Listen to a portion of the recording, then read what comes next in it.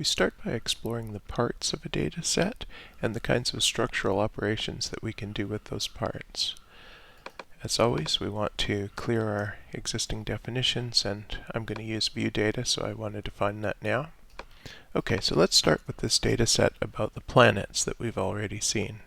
It's got the planets of our solar system, fields for mass, radius, and in fields for the mass and radius of moons, and in some of these cases we have many moons. For example, Jupiter, we have 63 moons. Now we use the part command. Remember, the shorthand for part is the double square brackets. We use part command to extract a single row. So here is the first row, or the first record, and that's for Mercury. And for Mercury we have no moons, an empty association, we have a mass and a radius. If we want to extract a group of rows or records, we can use span. That's the double semicolons there. So here are the records for Earth, which has one moon, and Mars, which has two moons. Now each row in our data set is an association. So if we take the third row for Earth, we can request the moons by giving it the square bracket notation, as we usually do with associations, to look for a key. And if we do that for Mars, we get the two records. For Mars is two moons. Now, if we wanted to see that a row is an association, we can just use normal. And here we see we have an association where the key is Phobos, pointing to another association where the mass is a certain value and the radius is a certain value. And then we have a key for Deimos, pointing to another association where the mass is a certain value and the radius is a certain value. And this means that we can reach right into those associations using our typical association notation. So if we need the radius of Deimos, we say first we want the fourth row, or the fourth record, that's Mars. We want its moons, there are two of them. We want Deimos, that's one of them, and now we want the radius, and we can reach right inside and should get 6.2 kilometers. If we want to extract a column, we have to say which rows we're interested in. So extracting the mass column for all of the planets, we would say we're interested in all rows. All records give me the mass, and there are the masses of all of the planets. This column is an association also, as we can see if we pass it through normal. In this case it's an association where the key is the planet name and the value is the mass. We can do math on things that we extract. So for example, total will sum all of the masses of all of the planets in our solar system.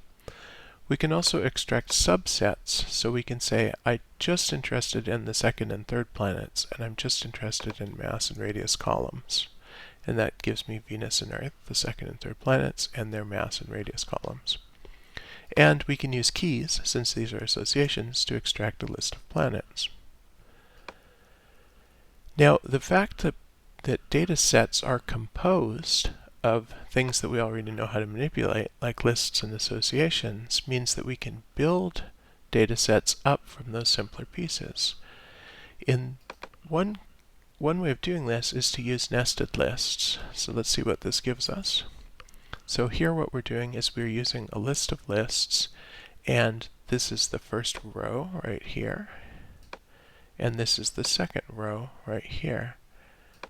So there's a list of lists. Now notice we don't get names for rows or columns if we create data sets from lists. What we have to do if we want to get names is we have to use associations. So if I make a data set of two associations here,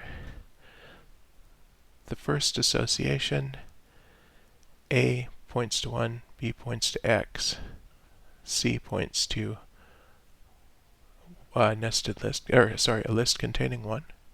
And the second association, A points to 2, B points to Y, C points to 2, 3, a list.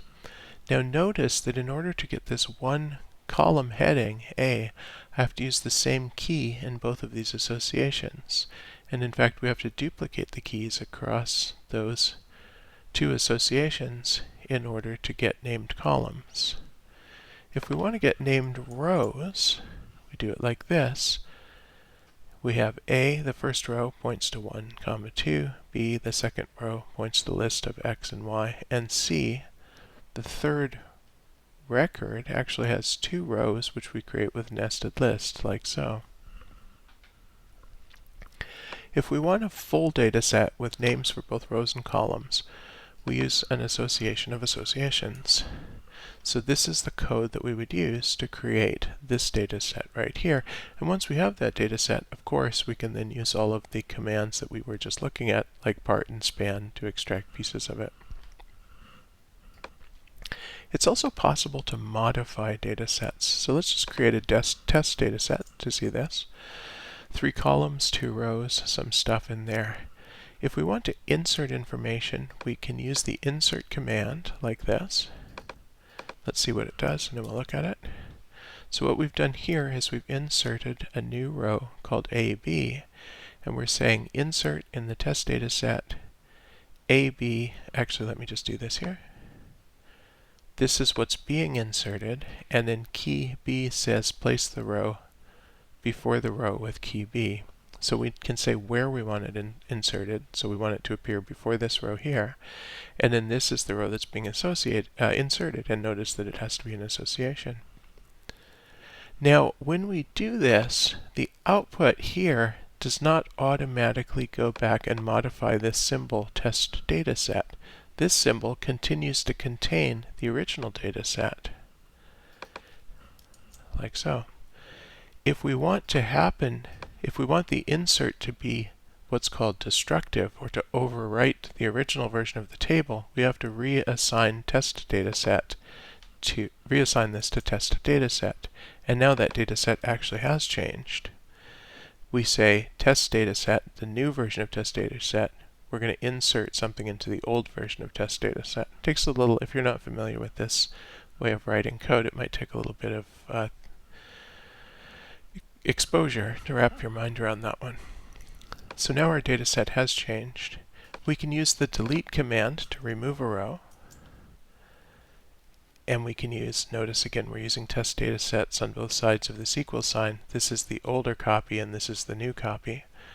We can use the append command to put a new row at the end of a data set. Append just means put it at the end, so we don't have to specify where it's going. We can also use the take command to return parts of the data set.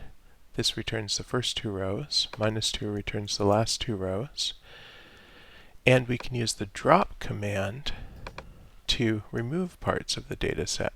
Sorry, return parts of the data set. So this drops the first row and gives us everything else. This drops the last 2 rows and gives us everything else. And in Mathematica, we have a bunch of commands that work in pairs. So let's look at these and we can see how this looks. Range 6 just gives us the numbers from 1 to 6 in a list. We can choose the first one of those. Rest gives us everything but the first one. If we choose most, it gives us all but the last one. And last gives us the last one. So these 4 commands, first and rest, are a pair, and most and last are a pair. And in a similar fashion, take and drop work in the same way.